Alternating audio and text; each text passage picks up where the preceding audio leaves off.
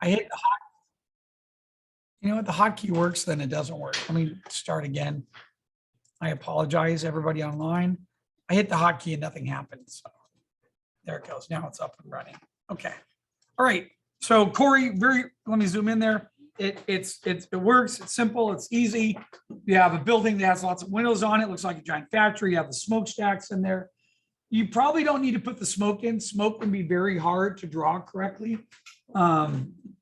Smoke sort of billows, like it comes out thick and then it disintegrates a little bit. I wouldn't worry about that. That's why in animation, there's a whole category just for that focus known as special effects. And there are animators that would just draw smoke and water and flame and fire and stuff like that. But those positions aren't really around too much because there isn't as much 2D animation. Most of it's done now on the computer by animators. Anyway, looks good, Corey. Very nice.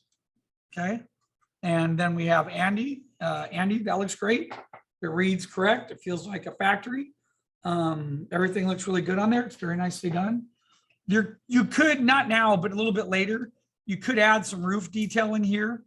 You know, right now it's just a shape. Like, is it a tile roof? Is it a shake roof? Is it part metal on there? Little details like that. It is sort of tilted on that horizon line. So it could even be just lines that go across. But I would do like you did there. I would give it thickness. So it looks like it's a piece of metal on the top. Okay, good work, Andy. Alicia, these are great. They're all really nice. This, it's funny, this feels like a show. It's like the evil church factory, you know what I mean? Because it has a little bit of both in there. Now, the only comment I would give, these are very well done. Just be careful when you sketch these ideas, your VPs are super close, but that's okay. Outside of that, they work very well. I think my favorite in this is probably this guy right here. I think looks really fantastic. However, though, the only catch is if you copy and paste that over, I think you have a vanishing point about there and you have one about there. So what you need to do is we need to move the vanishing points out really far so we can have more area to draw stuff. Now, there are a couple cheats you could do to fix that. And let me show you what one of those cheats might be, is using Photoshop. You could take this right side of the building like this. I copy and paste that. And if I know I have a vanishing point out off the page, I could go to transform. I can right click on transform and I could go to perspective and I could grab the ends like this. And then I could pull it. Then I go to distort. And by pulling it out like that, I just stretch your vanishing point way off to the far side of the paper. It makes it much further. And then I can go back to perspective again, and I could raise that up like this, go back to distort. So distort and perspective are great. So do you see that? Now, what it did though, is it messed up a little bit of the line quality by doing that. But you could then fix that up really quick. But you see the difference now looking at this? You see how that goes to points way further off the page versus here, we're right on the page. So that's a little trick that you can do and it would still work, would still hold it together. But those are, just that page there is a really, that's almost something you can put in a portfolio, because the fact that you have all these renditions drawn and sketches of a factory, that's fantastic. Because that's what designing is all about. You would show those examples to an art director or somebody in your, or a layout supervisor, and they would pick the, or even the director at that case, they would pick the ones that they like, and then you would go forward. So the fact that you could stop and go in and do all these different versions is fantastic. And I would definitely save this. I would just put it on 11 by 17 paper and then move them around, because 11 by 17 is the HD format, which looks good to put your work up visually like on a website. So really nice work here. It's fantastic. Aren't they great to look at? Every one of them has different details. I mean, that's like old school sort of mid-Americana, but you'd see like in like Chicago, this actually, there's a plant like this out, there's a milk plant out by Corona that looks like that. That looks like a chemical plant. There's one on the side of Brea that does some different chemical stuff, and they have buildings like that.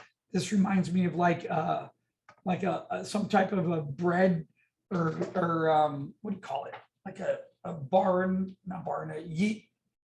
wheat, or like, facility that converts wheat into bread and flour, and they grind stuff down. And so all of them have really distinct feels. And this right here is definitely the evil church-going diocese that's turned it into a factory to make chemicals or whatever, right? So that's really neat, really fantastic shape. So good work. And sorry, everybody, I'm starting to lose my voice. It's just been a long week of lecturing a lot. And this is what my voice does. It starts to tear away after a little bit. All right, let's take a look at these right here.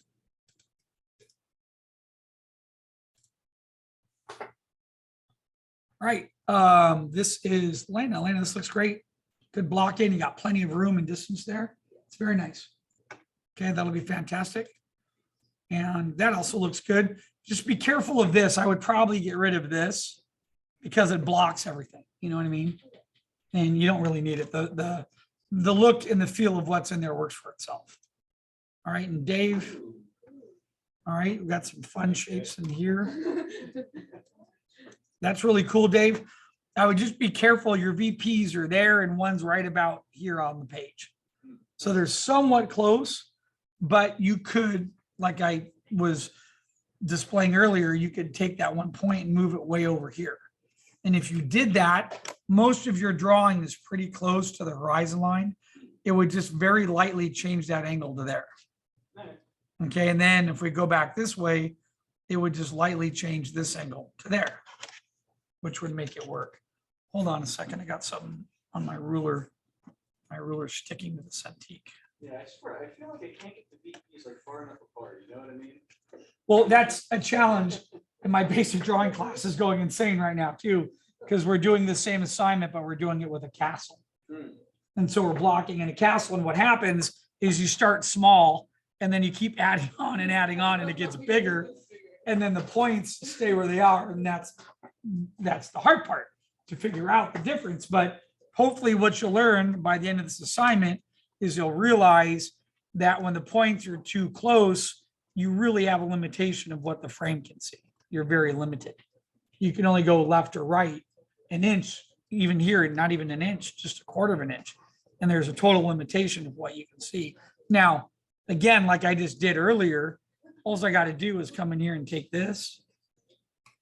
And if I just go to transform, and if I go to this perspective, and if I raise that corner up like that, and then go to distort and then grab this end, pull it back, I just moved your vanishing point out way to the right by doing that. And that's really effective way to work because we do that quite a bit. So there's never, and nothing's ever lost.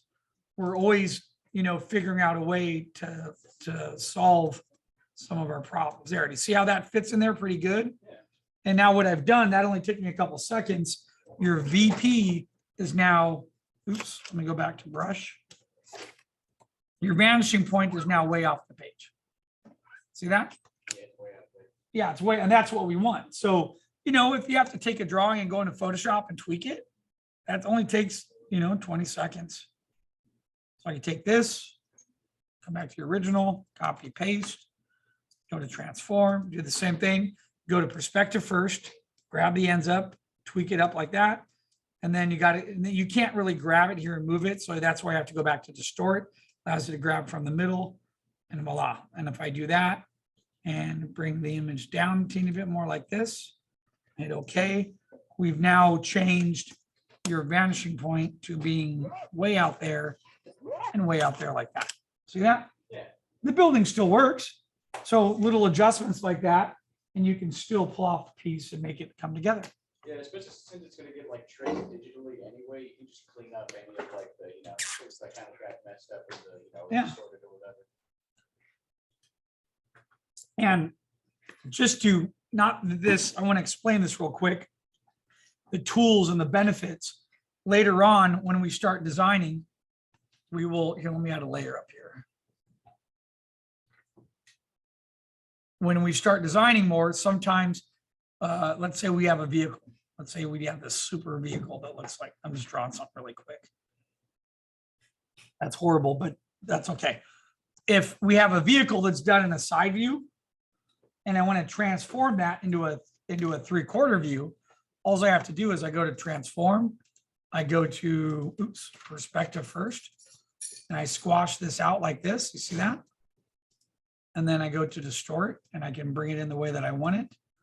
And then if I have that set there, and if I understand where the horizon line is, that's going to points there. And then I just come find the other vanishing point. Now I can draw the 3/4 of that vehicle like so. That's how we take a silhouette and turn it into a 3/4 view. It works the same way. Okay. So good job. So there's two things that are happening in here. One of them is what is the design of the factory? Does it feel like a factory? And then the other one is the perspective working and are the vanishing points in the right place? So your designs are spot on. They all have a really unique feel. We just need to adjust the length and where those vanishing points are going. So you have a little bit more room to draw. Okay. It makes sense. All right. Good work.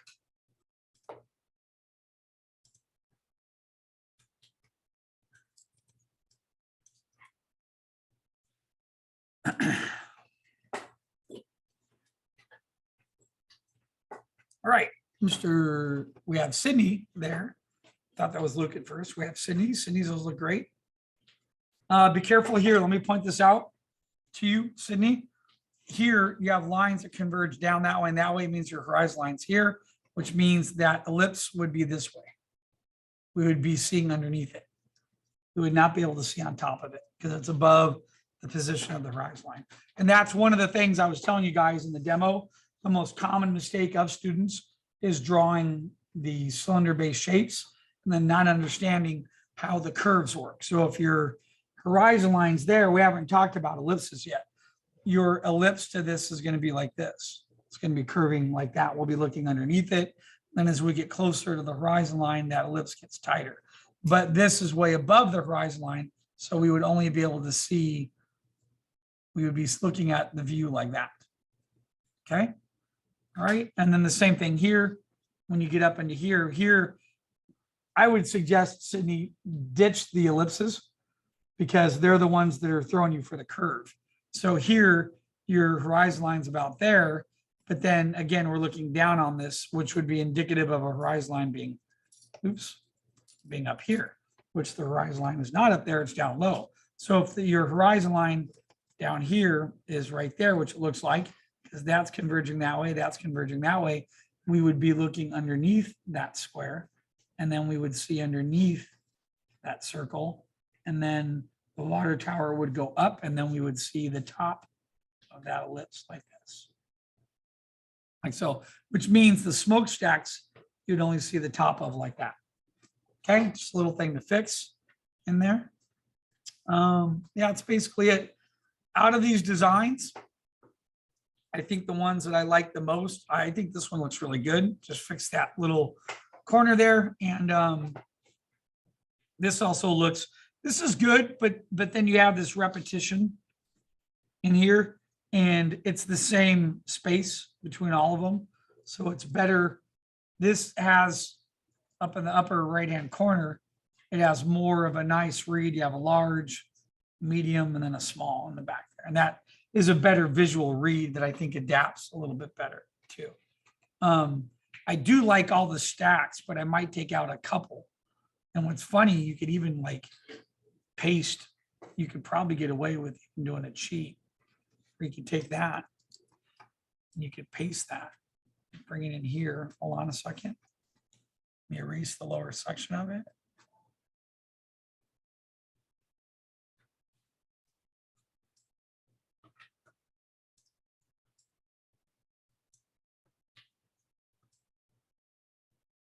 I could even set up like that almost.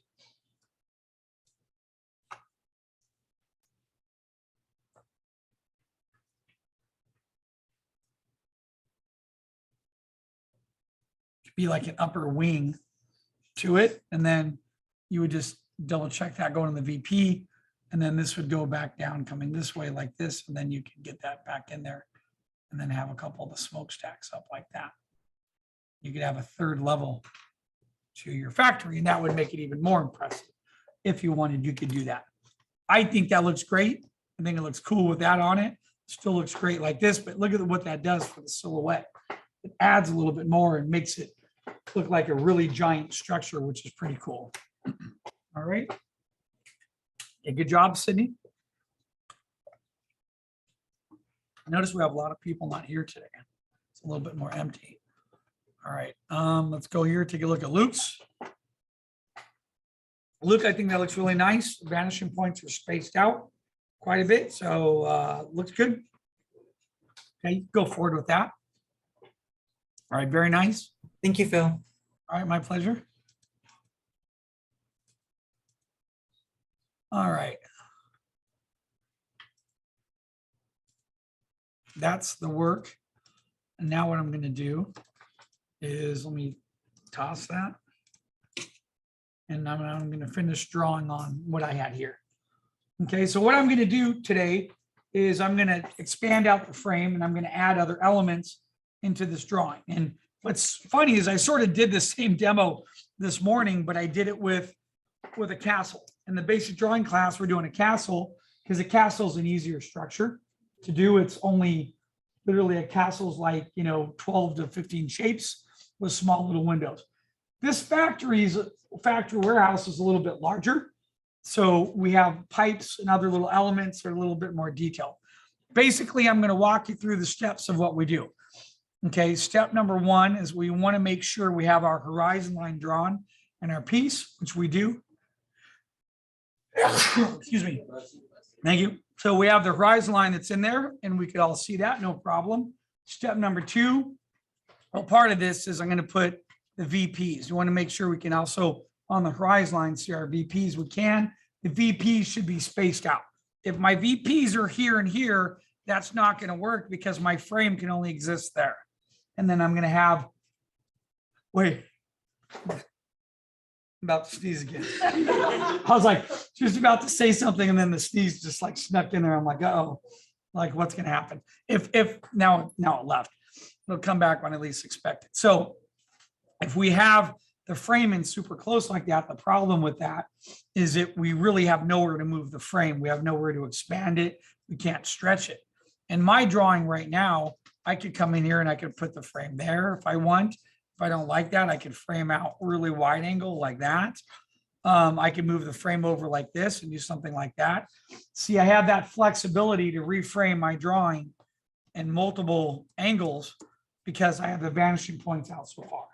And it ends up, the other benefit of that too, is we want to avoid having buildings. I know on one of Alicia's on her church that she did, she had this huge angle like this. You see that?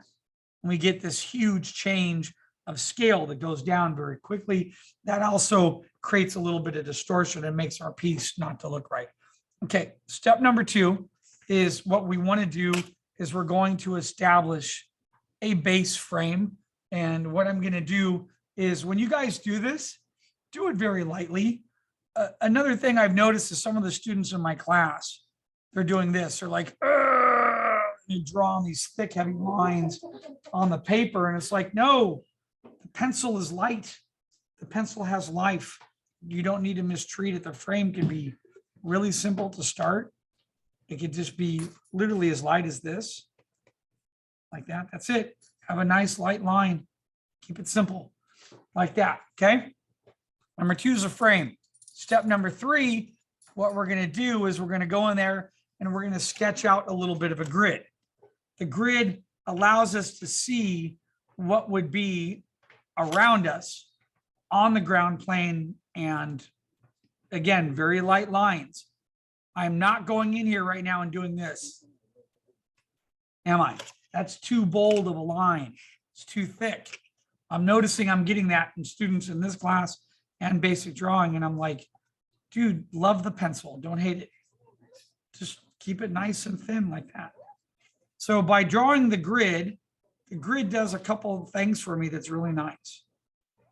Very light. See that? The grid allows me to see the spatial plane.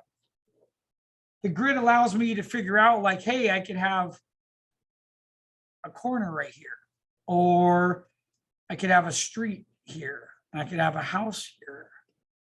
So the grid allows me to see placement of where things would be, and it gives me a better idea of what might work and what might not work, okay? If that grid is not there, when you go to draw it, and excuse me, once you go to draw and build upward, it's really hard when the space is white. If this is all white here, it's really hard to look at that and figure out how to draw. Now, the next secret is just sort of drawing upward. So when I go to draw buildings, I'm going to come in here just sort of for this example. I'm going to put a sidewalk going this way. Okay. I did have a question from a student that I felt like tackling really quick. Let me show it to you. I had a student that wanted to keep one vanishing point inside the frame. Let me show you that is possible. Let me explain why. Let me see if I can move both. Let me put another frame up here. If my frame came out to here, there is a perspective cheat that I could do. And this is what the cheat is. I could have a house be like this. This. The only catch is the side of the house goes back to that vanishing point, and then it starts to feel a little bit distorted. But if I have it just on the edge like that, sometimes you can get away with it.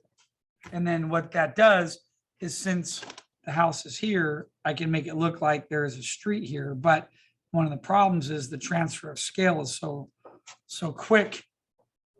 That might be like that might be driveway and street. And I can put like little driveways, in here like this. You could do that.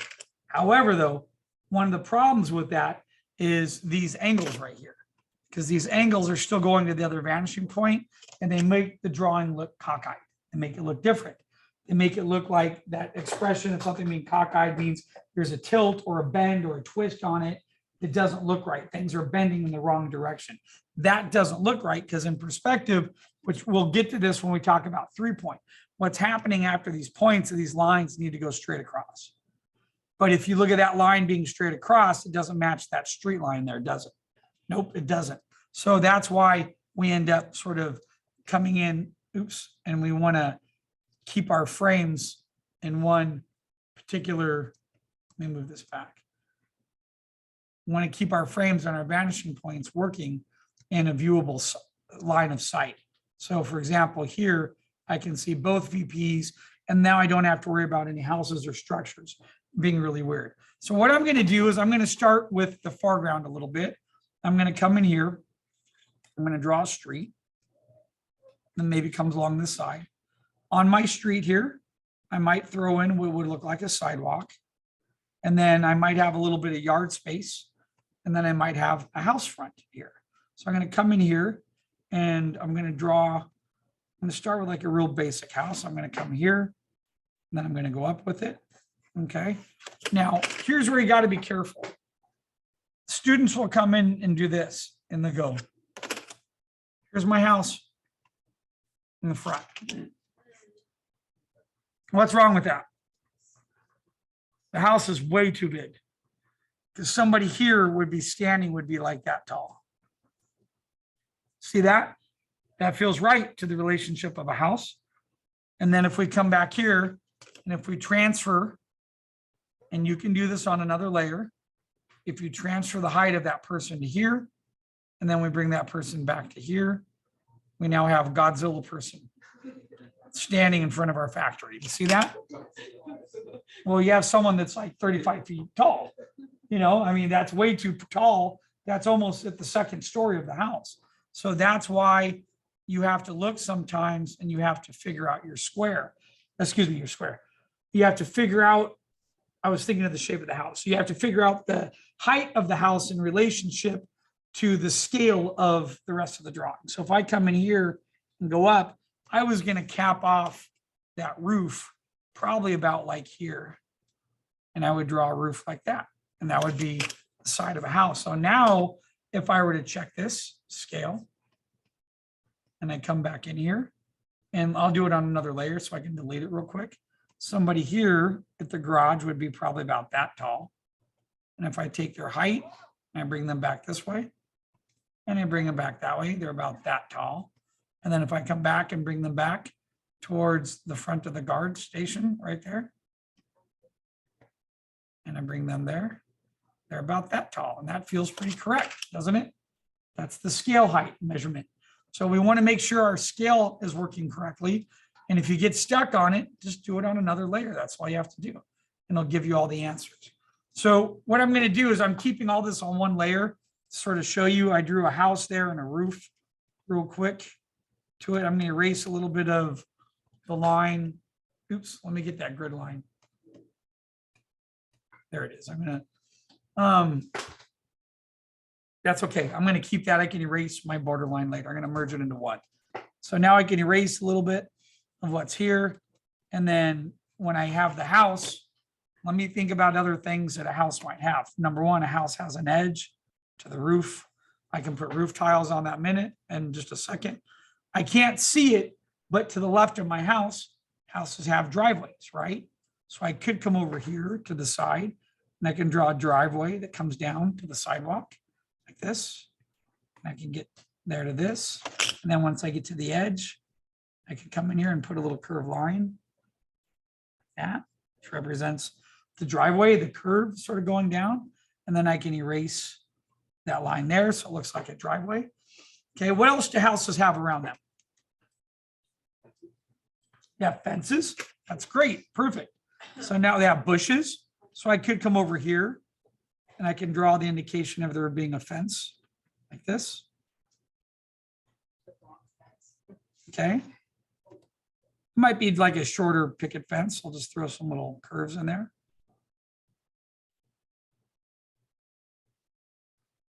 All right. Houses have walkways that lead up to the front. They have mailboxes. So I could come up to the front here. If I go back to my VP on this side, I could have a little walkway that comes up here from the sidewalk. Okay. Houses have bushes on them. So I might see a bush overlapping that. It might be another larger bush right here in front of it. Okay. These pathways that lead to houses usually have a little bit of trim decoration on them. So usually they're like brick or something. So I can make that look like brick just by putting a couple lines in like this. What's something else that houses have on them? We are in football season, right? My wife is a big 49er fan. So what you will see in the front of our house is a little pole like this. And then hanging from that pole would be a flag like that. It's very indicative. So once I get that flag in there, I'm going to erase the line behind it. What's really happening is I'm drawing a series of shapes overlapping other shapes in the drawing. It's making that start to look and feel like a house, right? Okay. I could come over here, and this is why I have the ability now to reframe. If I pull my frame over another half an inch, a quarter of an inch, to about there.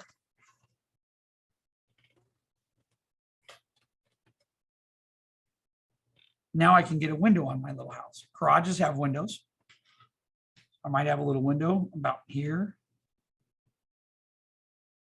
About there.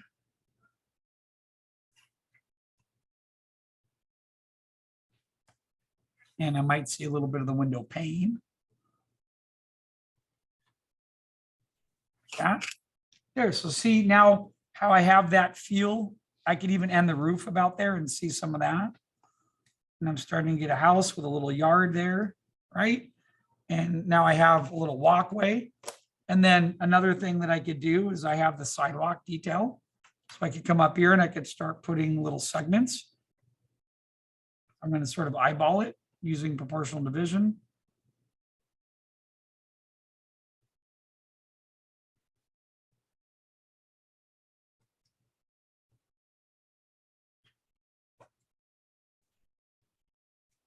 There. You see how I added all that in on the left side there? I started with the ground. I drew the sidewalk. I added a little house front. I added a gate or a small fence. I put some bushes around it. Okay. What are other little things we might see in front of a house? What about flowers? Some houses like right here in the front, they might have little flowers, little bushes, other little elements like that. I could just put something along there. What was that, Grace? What did you say? Oh, I think Ruben said. Oh, Ruben, I'm sorry. Trees. Trees, yeah, there could be some trees or something. So what I could do is I could come in here. We haven't talked about, I could show you guys how to draw a tree. I'll do it in a minute. But yes, I could come in here, put a tree in the back, anchoring down here and coming up like this with branches, but then canopy overhanging like that. That would totally work. I could have a tree. So as long as it's not covered the factory at all. Yeah, we don't want it to cover the factory. Exactly. We could have, I could still get in here and draw a base tree and have it. In fact, I'll do that. Let me just finish what I was doing in here. Let me erase some of this. This is my line where I was starting. Trees are basically really simple cylinder shapes. Come up, they curve. So when I'm drawing this, this is what I'm thinking of in my head. Cylinders and cylinders like this. And then, hold on a minute. I have a whole demo on this that we cover trees and organics in my basic drawing class. So let me erase this. When trees come up, they then go into a branching structure. And the branching structure is part of the same structure that our human body does. So there are a bunch of cylinders like that, okay? And then it branches off, it goes into twos. And then it branches off again, it usually goes into threes, like that. In fact, I've been watching this really great series on Netflix on the human body. Our branching structure of our bones, we go one bone, two bones, and then we go to five, then we go to a couple more, and then we go to fives and fives, split into other twos, so they're doubling again. The same thing happens with our bone here. You have your femur bone in your leg, and then from there it splits down, and then you go to your, oh gosh, why you're not, that's radius and ulna. What am I zoning out about two bones? Anyway, go into your two bones there, and then that branches off and it goes into five, and then it goes into another double set again. And if you look at the way our brains are made up, our brains have the same type of thing. You have the core brain, and you have blood vessels that come into a branch structure, and they split off again, and they split again, and they split again. And it's also the same principle. If you look at a leaf or a tree, you'll see that branching structure. And that is the same way that our nervous system works. Our nervous system goes off of one main nerve and then splits back into a series of other nerves, and it goes into a branching structure. So branching structures are nothing new. They're stuff we've seen for a very long time. Now, the secret to drawing a tree, I'm going to draw it for you over here. It's understanding the canopy. If we are above the horizon line, we can see under the canopy like that. Okay, we can see the underneath part. And then we can see where the branches are connecting into that canopy. And then if I'm drawing a tree here, I might have another branch structure that comes up this way, and then that might be overlapping in front of that. Does that make sense? And then I could have another branch that goes this way, and I could have another canopy that's falling behind the tree. That's how trees are drawn correctly. They are big organic ellipses that are cut in half. And if you're looking up at a tree, you can usually see the tree branches like this going underneath it.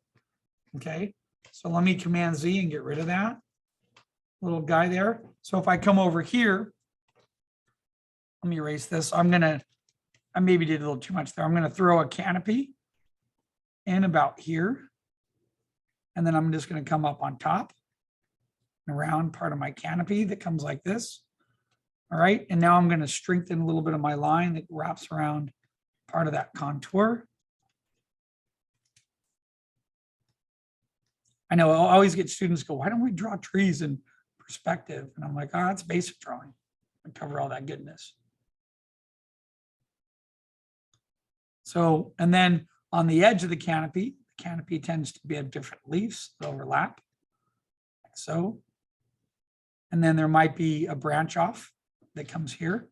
I'm just going to draw the line that comes out, where we have a secondary arm of the tree that comes out. It might come up like this. And then I might have a canopy that overlaps part of this, like so. Front. Like that. And see how that starts to look like a real tree?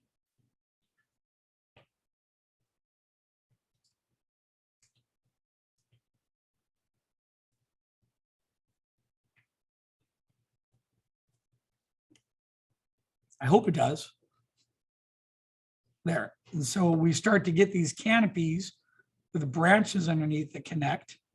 And that is how we pull off drawing a tree into our set, if you want to do it. What's really happening here that makes all of this work is the power of overlap. Because we have the ground plane, and the ground plane is being overlapped by the square of the house. The square of the house is being overlapped by the gate. The gate has bushes in the front of it. And then our brain sees all that overlap and it relates to things we see on a daily basis. And then we have the tree, then we have the flag, we have the bushes, we have the sidewalk. And one other little attention to detail that I usually put in there is on sidewalks. Sidewalks usually have thickness to them. When you look at a sidewalk, you have the edge of the sidewalk, which is solid cement. So I can erase, come back to my vanishing point, and I usually have right about here a line of the sidewalk. It goes like that. That is the interior line of the sidewalk. And that totally makes sense when we look at it as the viewer, okay? So now I'm gonna come over here. There's all different types of things I could do. I could come back over here in front of the factory. I could have a space between the street, and I could have like a lot of big buildings have like a lane that goes down the middle. So you can make like a U-turn and drive in front of the building. So if I wanted to, I could come in here and I could draw like basically like a center division aisle like this. And then where that comes up to here, I'm going to match that where it ends right there. And then I might just round the corners a little bit like this. And then I'm going to add some thickness to it like that. And then I'll bring it back this way, back to my vanishing point. And maybe that comes out and ends about there and rounds. Okay, they have these like little, you know, they're like a little cement area in front. I could have, and there's a couple of different things I could have on that. I could have signs, I could have some bushes, trees, plants. Okay, I'll get to that later. That'll be my last detail. What I want to do is it's important for me, the assignment is to have the factory surrounded by residential neighborhood. So I want to be able to show the viewer that there's other streets or residential houses inside this little neighborhood. What I'm going to do now is I'm going to come over here for my vanishing point, and I'm sort of going to make my sidewalk again, going back this way. So what I'm going to do is come this way. Now I can decide whether or not I want the sidewalk to go all the way and connect. For right now, I'm not going to do that because I really like crosswalks. So I'm going to come over here and I'm going to end this street corner about right there. So I'm going to erase this line that I drew. I'm actually going to redraw that line, but I'm going to draw it down. So now I can see the edge of the sidewalk right here as it drops in my sketch. Like that. And then what I can do is now I'm going to come over here and I'm going to draw that sidewalk line that went like this. And then I might come over here and I might draw the sidewalk itself going this way. And I might turn and go this way. And then I can just about right here, I could fit probably another house with like another fence and maybe some bushes. So the house would not be on the edge. The house might start about here, let's say. And then I'm just going to come up with my house. That feels like a pretty good scale. And then I'm just gonna come back to my VP. I'm gonna draw the edge of the roof being about here. And then I might angle the roof this way a little bit.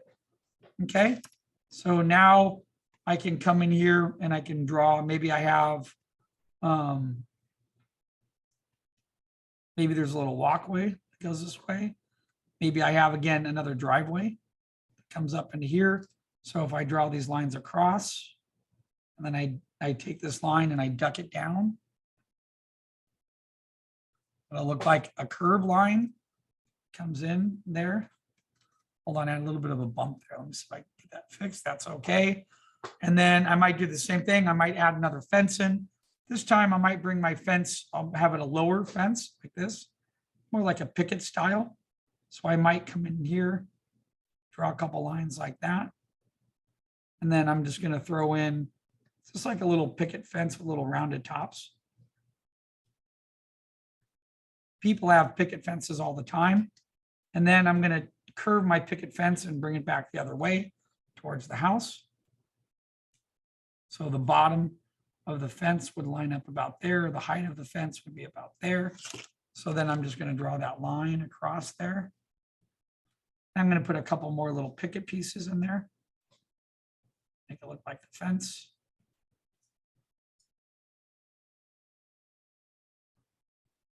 All right.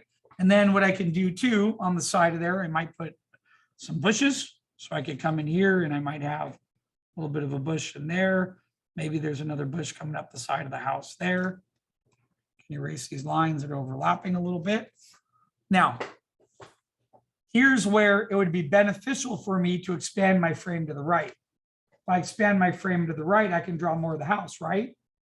I can get the window in, and that's the benefit of why we keep those vanishing points out further away, is that if I sketch, get rid of that line, now I could come back here and I could see how much more room I have.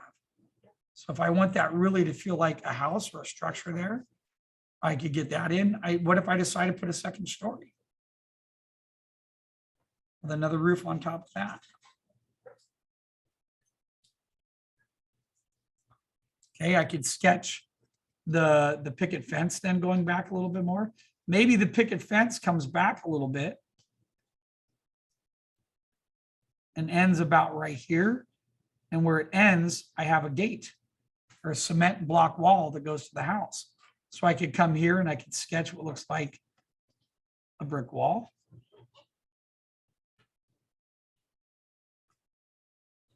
Like that. And then I could bring the brick wall back to the house. And when it would hit the house, it would probably be about there, depending on the height of the brick wall.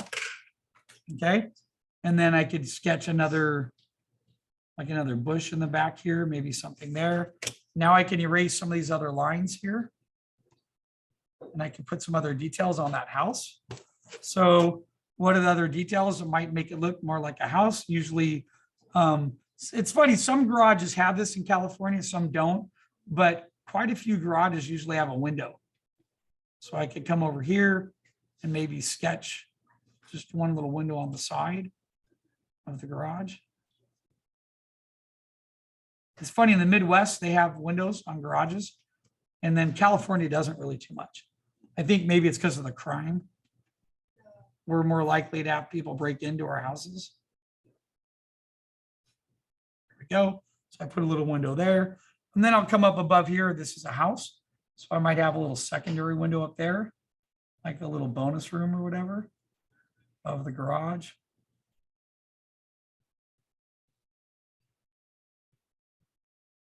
I can see the inside of the frame there.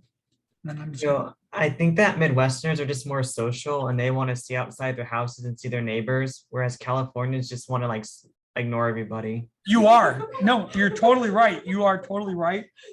And I'll tell you why. I lived in the Chicago suburbs, and in Chicago, your yard, all the yards connect to each other. What? Oh. And as soon as I moved in there, I looked at my neighbor, who was a really great guy. He was a Chicago PD guy named Tom. And as soon as I moved into the house, I go, man, I'm putting up a fence. And Tom goes, no, don't put up a fence. He goes, that's such a West Coast thing to do. And I'm like, what do you mean? And he goes, all our yards are open, so you can see the whole view down everyone's backyard. And that's how it is in the Midwest. Nobody puts up fences. Nobody has, in California, we're like, this is my castle, and we put a block wall with brick all around it, and we're like all private. Not in the Midwest. In fact, here, let me show you an example that's pretty common to see. And it's neat to think about that, but it's true. So if I type in Midwest houses. And you know what? Hold on. You know what I thought I could do is I could go to Google. Hold on. Let me go to Google Earth. I'll take you to my old house. Okay. I think it's the same thing for older people too, in California specifically, because I remember my grandpa's house and like a bunch of houses in his neighborhood are still very open. Yeah. Google Earth. I don't know if it's working. Here, let me say, let me do this. 875 Jane Addams Road, Bolingbrook, Illinois. That was my old address. And that's funny, there it came right up. Here's my old house right there in Chicago. But let me see if you can see the backyard. Oh wow, it looks like it's for sale. Dang. I wanted to get the view of it, the entire view. Let's go to images. There. So see the yards? There's no fence. You can see all the way down the whole neighborhood to everyone's house. There's nothing that's there. Like look this, see this? That's like your yard. That's part of your neighbor's yard. You can look down, you can see everybody's, and then you have what's called a pond. You have like this little pond that's in the neighborhood, and that's where the water gets like recycled. And then people go skate on it when it freezes over and play, and they play ice hockey. And then everyone just walks to the pond. So I had like this huge backyard, I had a creek that ran through my backyard. And I'd get up in the morning and be like, there's deer in the backyard. Because the deer would come down from the local forest and they would be like everywhere. It was cool. And then I remember making that comment like, oh, I want to put a fence up. And my neighbor's like, please don't put a fence up. Don't, it ruins the whole view. And they're right. It literally sections off. In California, I think the land is so much more, it's just different. You know what I mean? We're just more locked in. It's like, that's our land. It's like, that costs $1 million to buy a little piece of property out here. And that's why I think it's so different, you know, than it is back there. But there is a truth to that. Absolutely. Okay. So what I'm going to do is, so I wanted to show you this. I do this on purpose because look, now I can come out here and you see the difference of me just expanding the frame 1 inch. You see how nice that house fits in there now? It starts to feel like a residential neighborhood. And then I could come back onto this, and this might be a block wall, so I can put like little indications of there being brick. Man, I can't believe that house is only worth 400,000. We bought it for 220. Now it's here. Let me tell you what happened to it, right? We sold it. The couple that bought it couldn't afford it, and the bank repoed it from them. And then, wait, here's where it gets good. When the bank repoed it, nobody was living in it, and the bank was cheap, so they turned off the heater.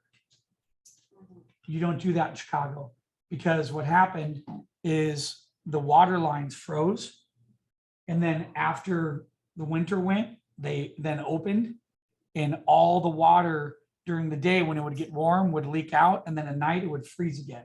So my neighbor Tom calls me, he sends me these pictures. The whole inside of the house was an ice rink because all the pipes had broke and it would leak water, and then they would freeze at night. And then it would get warmed up during the day. It would get to like 40, because freezing temperature of water is 32 degrees. And so then it would warm up to like 40s and 50s, and then it would all start melting again and go out everywhere. And then it would freeze again at night, because the nights they dip down to like 10, 12 degrees. So the whole interior of the house after we had sold it was like an ice skating rink. the whole inside. And then insurance luckily covered it and had to replace it all. And I think they lost, the bank that owned it lost, a tremendous amount of money on it. And I was like, what idiots, but I love that. I got to watch that house get built. It was pretty cool. It's when I was working at Big Idea. I'm going to put some little like paneling on the side of the house like this to make it look like a house, little details like that. Looks like a house, right? And then what I'm going to do here, because this is indicative of houses, is whenever you cross the street, even though it might be a little small street, I'm going to put a little bit of a crosswalk, really small one going in here. And this might just be like a one-way little back alley type of thing. I know in parts of Orange, some of the houses are the street's only one way, and then you got to go back around. So it could be a little bit smaller there. Okay. Now what I'm going to do, part of the secret and the hardest area to finishing this drawing is this area.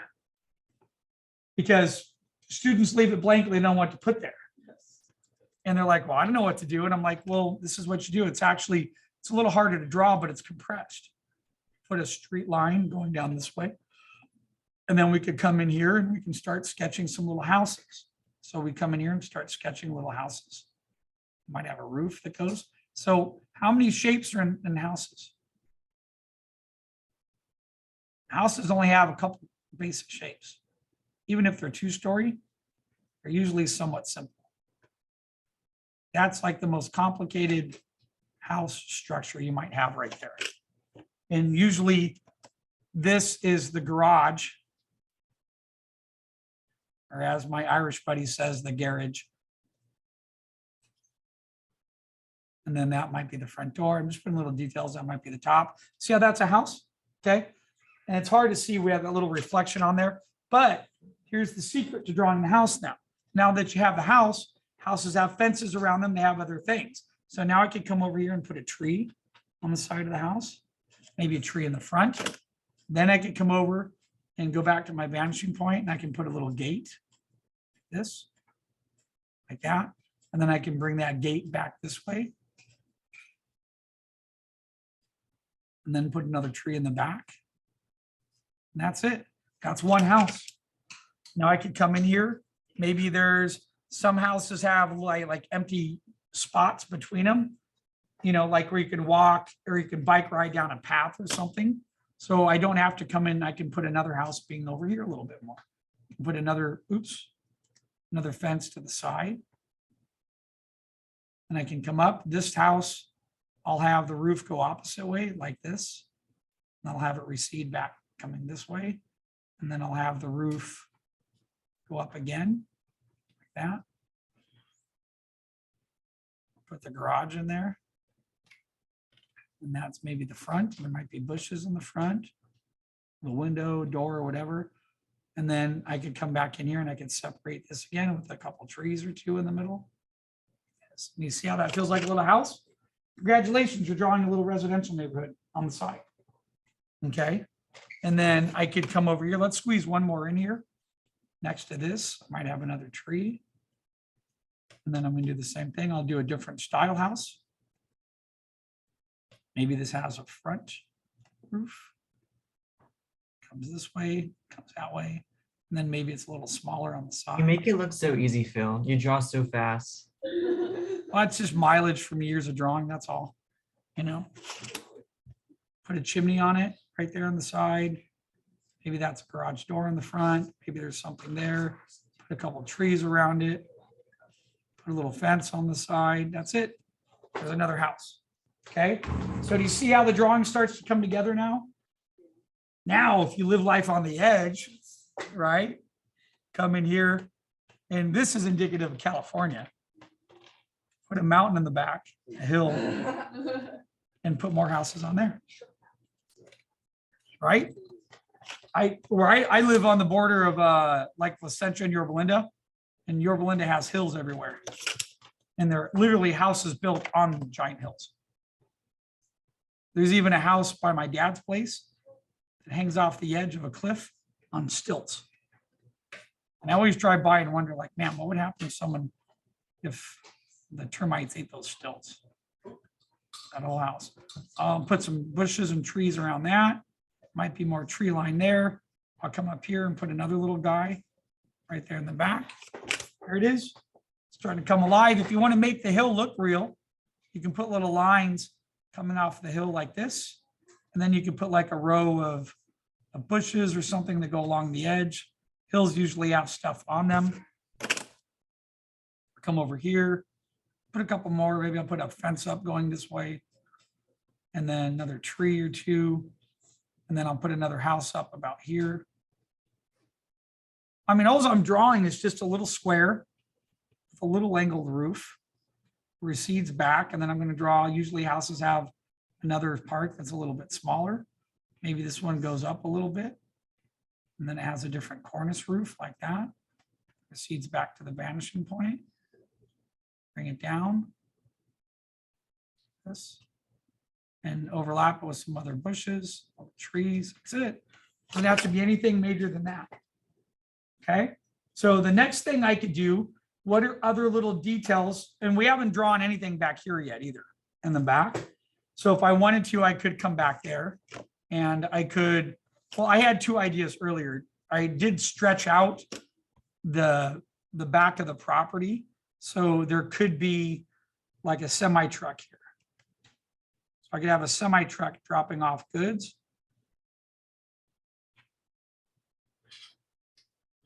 This is my quick semi truck. And then there might be lights hanging out in the back.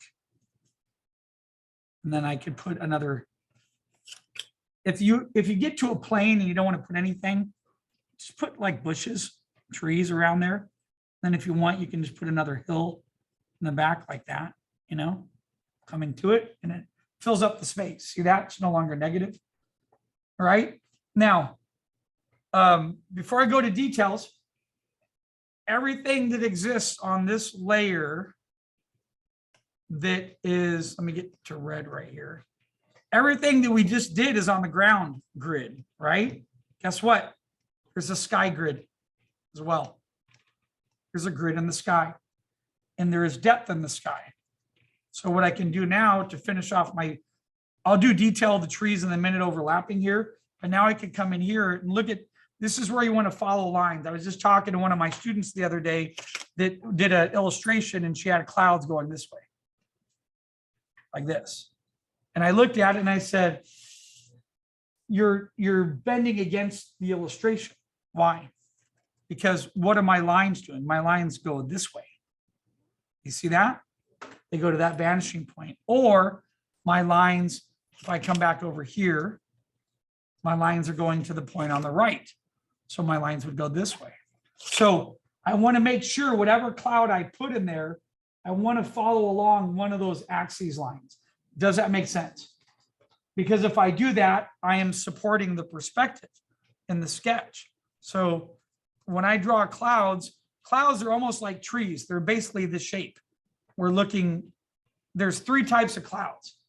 We have the ones we see mostly in California are stratus, which are long, thin clouds. And then we have another type of clouds, I call them happy clouds, called cumulonimbus. And they're big, white, puffy marshmallow clouds. So to draw a cloud, usually you can see underneath the cloud, and then we can see on top of the cloud like that. See that? And then it makes it feel correct. But the secret to the clouds is that if I have a large cloud there, further back on my grid, that cloud needs to become smaller, because now the scale gets smaller. And if I follow that, this cloud here will now support the perspective of the drawing. And then if you get really gutsy, you can do a type of cloud that I do. My friend Joe calls it a fill cloud, where I do this. And what it is I have the underneath of a cloud, and then the cloud starts to curve.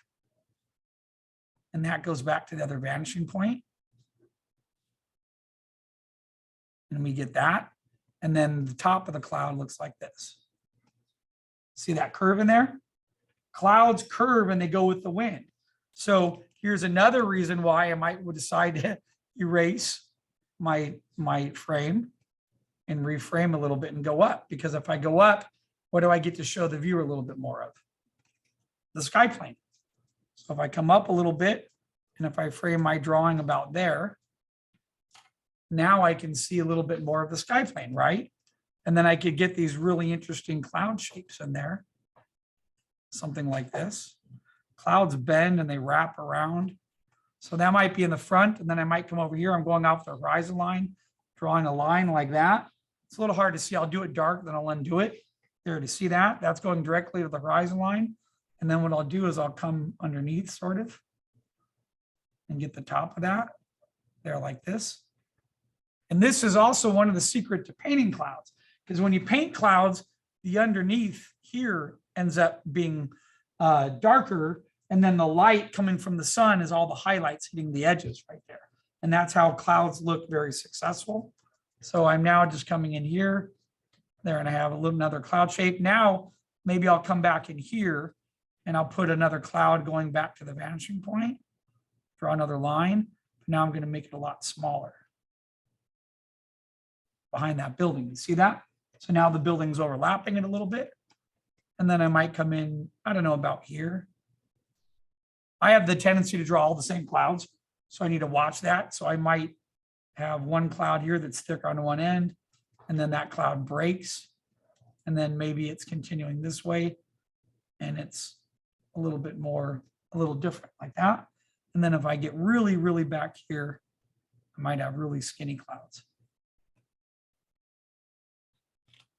And you see what the clouds do, the depth it gives to my drawing? Does that make sense? You see how it creates pathway in the sky? Yes. What about a plane? Is that too complex? If you can draw a plane or a blimp, yes, you could pull it off, but it'd be really, really small. So don't come in here and you're like, here's my airplane, and it's like super long. That would be too big, right? That wouldn't work. It'd be too. Now, that's something we do see in California. We do see a blimp, right? So you could have a blimp up there. What are other things, but this is further back. Something else that I might see in my drawing, depending on the size of the buildings, would be telephone poles. What about electrical poles? What about lights? In fact, those are some other details that I'll put in a minute here. So I might put in, I really like overlapping, so I might come off here and I might throw in another cloud being overlapped by part of that tree. Like that, there, and get that line in there. That feels pretty good like that, okay? So there it is. I have some clouds that are overlapping now, and you can see the depth that the clouds give. This is why you always need to think about that sky plane and adding other elements in there. So the last part that I would do on this might be some little details. And like here would be an example of a detail. I'm going to come up here.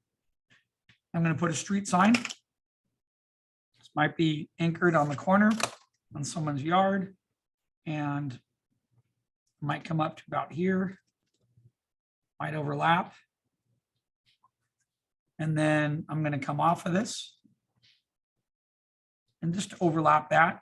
I want to make sure my lines are not tangency, meaning that if I do that, that's a tangency to that line, right? So that wouldn't work. So what I can do is, now that I erase that little spot there, I'll come back to the vanishing point, and I might have a sign that goes out this way. Oops, a little too thin. About there.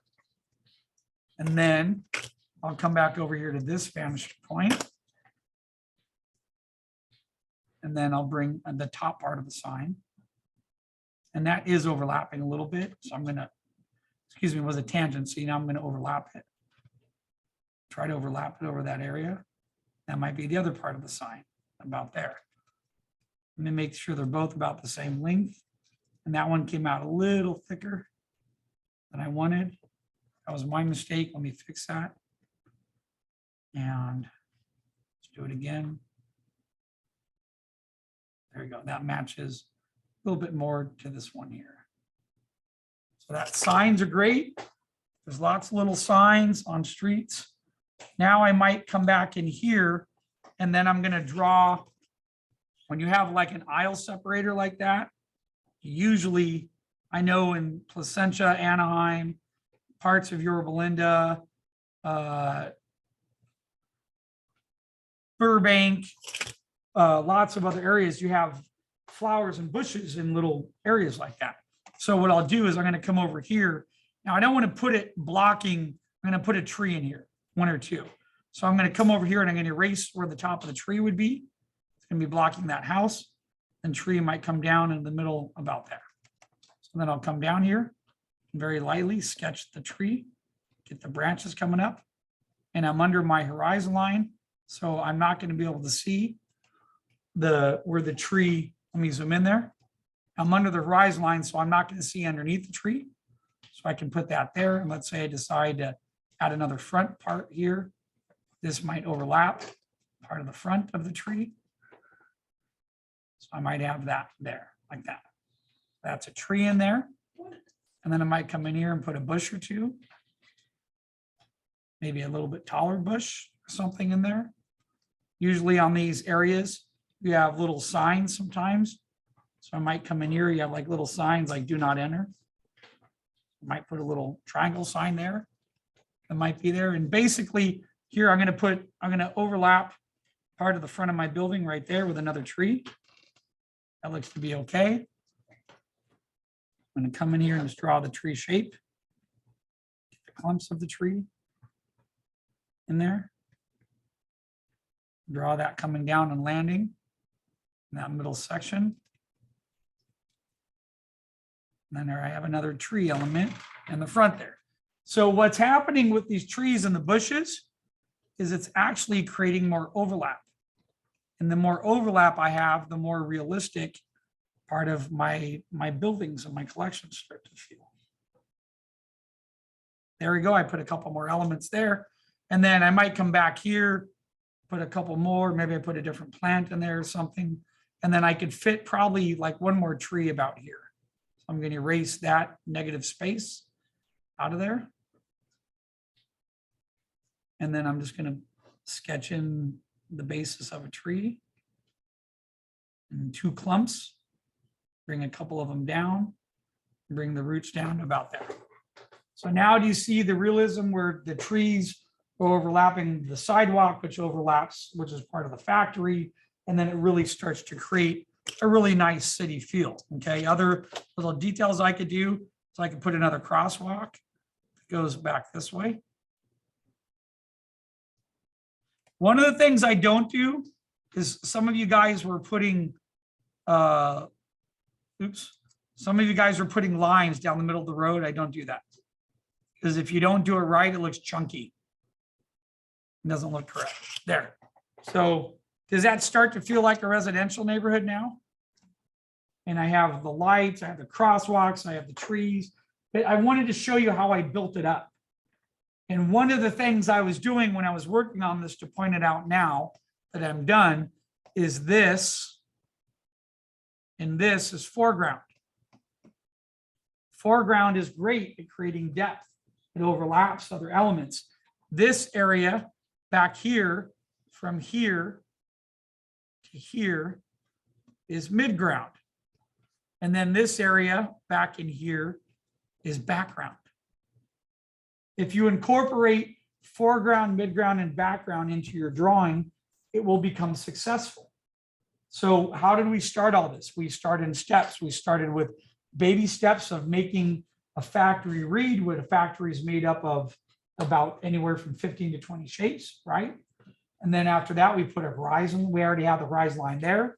We had it far enough so we could expand. Then we come back in and I started building houses on the left and right side. And then I started, working on the background, and then I worked on the midground a little bit. Okay. If I wanted to come back into this, I can start thinking of other things maybe I might have. So for example, I know where I live. Oops, let me go back to blue. There's, in part of Anaheim, there are lots of bus stops. So I could come in here and I could sketch part of the roof of a bus stop here in the foreground. Hold on a minute. Let me erase some of that there that's overlapping.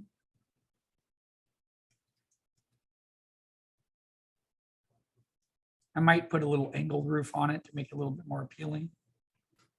And unfortunately, that is hitting a direct tangency line right there, and I don't like it, so I'm going to erase it all and then try to get the roof in like this.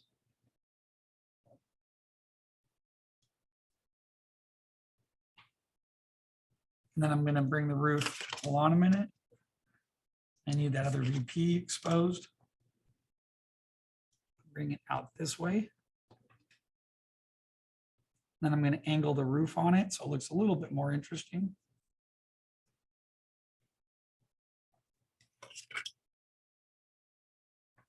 Disney has the best bus stops ever in parts of Anaheim. And then I'm going to bring the little sides down. This.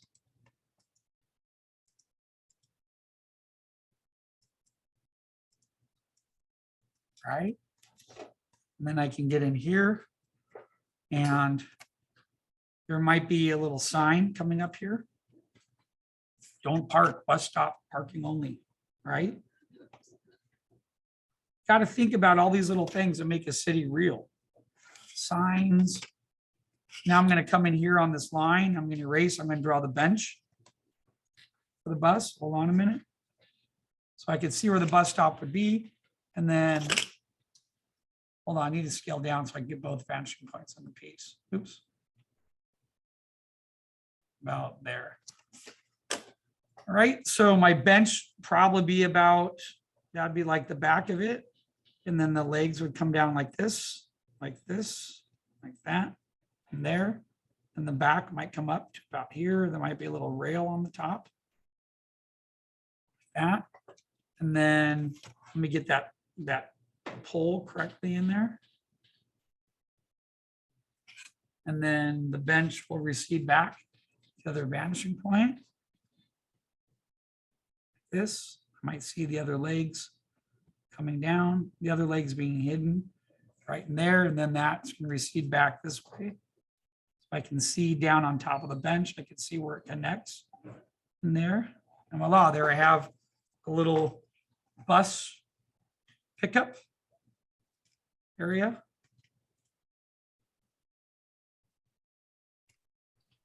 Phil, Yeah. for sketching stuff like this, are you constantly thinking about like the human scale, or is that something you fix afterwards? I'll double check it. Like if I draw that, I'm already imagining in my head, I think from years of doing this, what I see, like somebody's about that tall there. You know what I mean? Mm-hmm. And so if they're about that tall there, now I'm looking at that, I might need to make that a little bit larger, that bus stop. Because if I bring that person back here, they're about that tall there. And if I bring them back to the guard booth, standing out inside of it, that person is on the sidewalk about there. So that looks like pretty good height. But I come back to the house now and I realize that house might be a little large. So somebody here, maybe not too bad, but somebody there would be about that tall. So that window is too large. I could get rid of that window, or what I can do is just sort of move it down. So after doing that, it's funny you made that comment because I was looking over at that window going, wait a minute, that window's a little too tall. Windows don't start at people's heads. They start at people's waists, usually right about the upper chest, right about here, anywhere from the waist till about the center of the chest is usually the scale of a window. So with that in mind, let me Command Z and undo. I'll get rid of the height. And what I can do is I'm just going to cheat it real quick because I can digitally. Is I'm just going to take Mr. Window there and let me move this out of the way. And then I can come in here and grab that move tool and I can bring it down to about there, and I can even scale it down a little bit. Now that would fit more of the perspective, probably about there. And then I'm going to hit OK.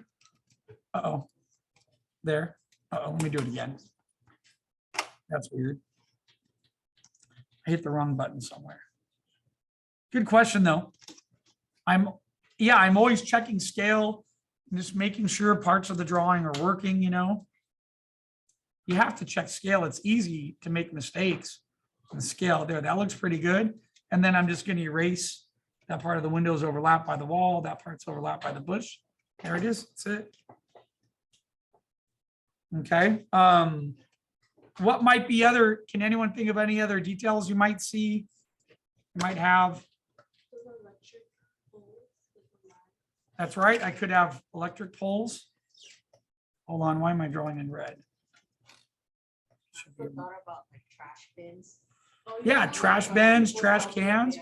That's a great idea. What about this? This is something you might see in a neighborhood, like right about here, little mailbox drop off. Come up here and we have these little squared guys like this, the rounded top. Right, like that. All the thickness of the little legs. Draw a little bit of width on there. Feels like those the water. Oh, water. Water tower? Yeah, water hydrant. There you go. Water hydrant. Or no, fire hydrant. Fire hydrant. Yeah. Fire hydrant. That's all right. Yeah, you can sketch like, you can come in there and you can sketch. So that's another great little thing you could do. Another thing is that streets are never perfect. So you can erase the line on a street and just put like a little piece of paper or dirt like that. We see stuff like that in streets all the time. Nothing's ever, now, this does feel like a ghost town because there's no people, there's no cars. And it's like everybody died, but no, you could go in there and you could sketch. Like I could come back here, maybe in front of this residence, I could come over here and I could sketch the idea of like a little car. I might make it stylized in here too. So let me go back, check my other vanishing point.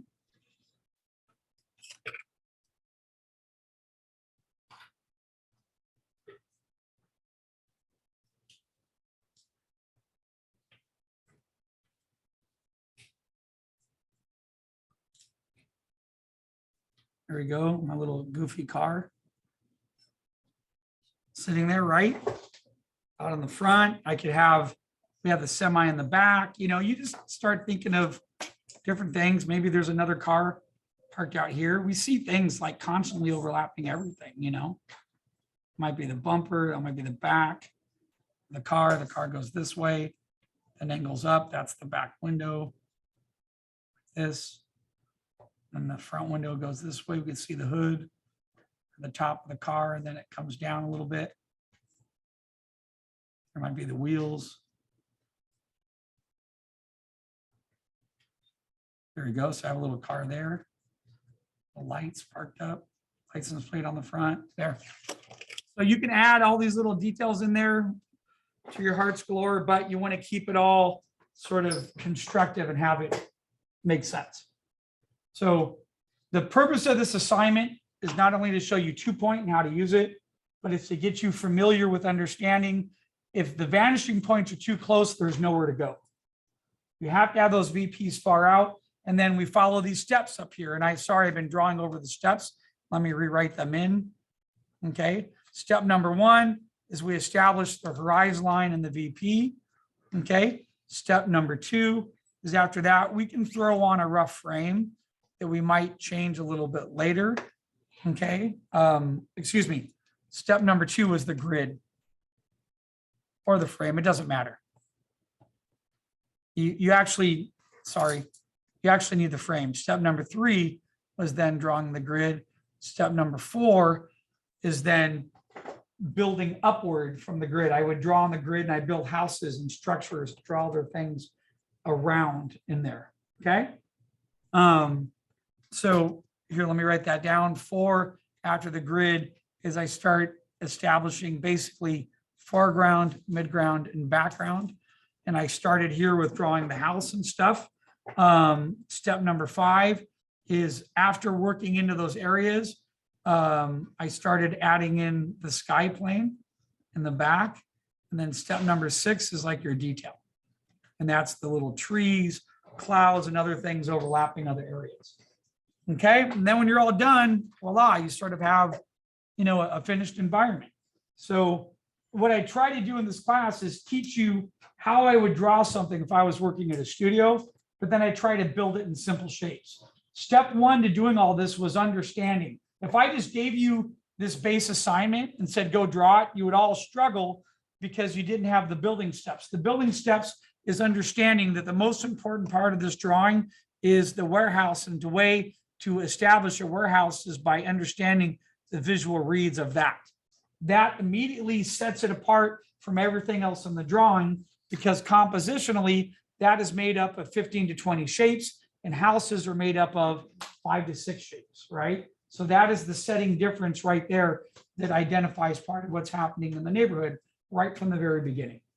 Okay, if you skip that, which did happen when I first started teaching, I would have somebody do this and I didn't spend enough time on the factory and the houses look the same. Now the factory looks ginormous and it's the visual read. This is the number one. We talk about this is composition now. So not only are you drawing in perspective, not only are you building an environment, you're actually learning a little bit about composition itself. In composition, we want to have the one dominant read of our composition be most accessible to the viewer. That is the dominant read of the whole piece. Okay, so that's the first read. Second read might be the foreground elements here and here. And then the third read will be back here. That's it. You keep things in large, medium, and small, in little group reads of 3 to 5s, which are prime number, and then you're more likely to be successful in your drawing. So what I would like you guys to do for the rest of class time and for homework would be to take one of your factories like this and then do what I did, build it up and create the resident. And remember, has to be residential, because I always have someone that comes back and they draw like spaceships. I'm like, that's not residential. It has to be, the reason why it's residential is because of the shape language. The shapes are different for residential houses. They're easier to determine. Remember, drawing's all an illusion, right? You're drawing a series of boxes and shapes and everything that are establishing, the reads and the feel of something that doesn't exist. So you have to sort of trick the audience by getting them to understand silhouette reads and silhouette shapes and what certain things communicate to a viewer. Okay. All right. Have fun. Any other questions from anybody online? See, there's a chat there. No, Jerry, no necromancers strolling through. All it's okay, Phil. I'm sorry, Jean, say again, please. All it's okay. Okay. You're okay? Thank you. Yeah. I'm a Okay. little bit tired, but I'm almost done. Okay. All right. So what I'm going to do is we still have a good chunk of time left in class for you guys to work. If I'll be up here to answer questions, let me log out and then why don't we all take like a 10, 15-minute break?